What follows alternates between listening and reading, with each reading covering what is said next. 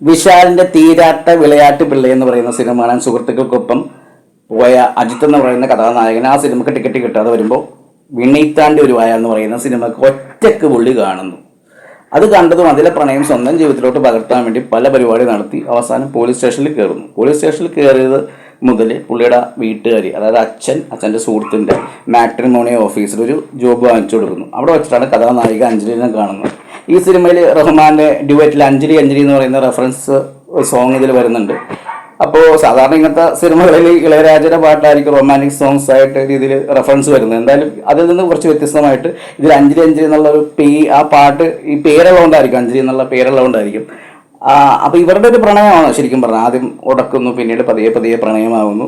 എന്നാൽ ഇതിൽ ഈ പറയുന്ന പോലെ വിവാഹിതരാകുന്നവർ പരസ്പരം അറിഞ്ഞു വേണം, അല്ലാതെ ഈ ക്ലയൻസിനെ അവർ കല്യാണം കഴിപ്പിച്ച് വിടുന്ന രീതിയിലാണ്. പക്ഷെ ഇത് മനസ്സിലാക്കേണ്ടത് ഇവരാണ് എന്ന രീതിയിലൊക്കെ ജസ്റ്റ് പറഞ്ഞു പോകുന്നുണ്ട്.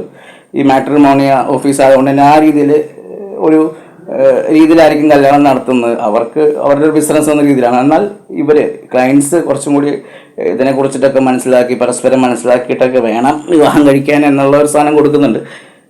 പിന്നെ ഇതാണ് ഇതിൻ്റെ ഈ പറയുന്ന നായികയും നായകനും തമ്മിലുള്ള അഞ്ജലിയും അജിത്തും തമ്മിലുള്ള ഒരു പ്രണയമാണ് പറഞ്ഞു പോകുന്നത്. പക്ഷേ വിനയിത്താണ്ടി ഒരുപാട് റെഫറൻസ് വരുന്നുണ്ട്. അതിൻ്റെ ഒരു ക്ലൈമാക്സ് ഒക്കെ രീതിയിലാണ് ഇതിലും ക്ലൈമാക്സ് വരുന്നത്. എന്തായാലും നിങ്ങൾക്ക് കണ്ടുകൊണ്ടിരിക്കുന്ന സമയത്ത് ബോറടിക്കില്ല. അത്യാവശ്യം ഫീലിങ്സ് ഒക്കെ വരുന്ന രീതിയിൽ തന്നെയാണ് ഇതിൻ്റെ റൊമാൻറ്റിക് ആയിട്ടുള്ള സീൻസ് ഒക്കെ എടുത്തു വെച്ചിരിക്കുന്നത്. ആ ഇമോഷൻസ് ഒക്കെ നന്നായിട്ട് ഫീൽ ചെയ്യുന്ന രീതിയിൽ തന്നെ എടുത്തു വെച്ചിട്ടുണ്ട്. എന്തായാലും ഒന്ന് കണ്ടു കളഞ്ഞേക്ക്. ഇത് ഹോട്ട്സ്റ്റാറിലുണ്ട്.